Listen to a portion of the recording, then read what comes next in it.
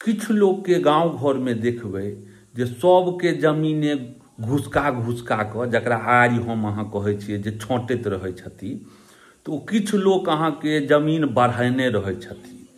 जहन अहाँ कहबनि यौ भाई साहब हमर जमीन अहाँ में निकलि गेलै, तो ओ तराक से ने कहता जे अमीन लाबऽ, अमीन आनि कऽ नापी कराबऽ, हम तोरा छोड़ि देबऽ जमीन।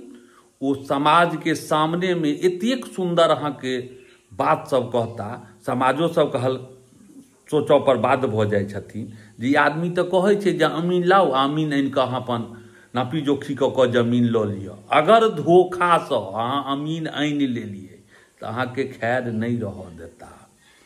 तहन कहता जे तोरा कतेक पाइ छौ जे हम देखै छियौ, ई एना नहीं फैसला हेतौ, एहि लेल तोरा कोर्ट चलऽ पड़तौ। तऽ बेईमानियों करऽ के अजब गजब सब ट्रिक सब होइ छै गाँवों घर में ने। एना अहाँके देता जे अहाँ अमीन लाउ और अमीन आनि कऽ जे तोहर छौ से लऽ ले। तऽ ओहि काल में लोको सब अपनो बुझऽ लगै छै नहीं नहीं सही बात छै, भऽ सकैया धोखा में किओ हेतै छकैरी लेने। आ जखने अहाँ अमीन आनि लेबनि तऽ हुनकर रूप सबटा देखबा में समाजो देख लै छथिन, अहूँ बुझि देबनि जे हिनकर रूप की छनि गाँव घर में।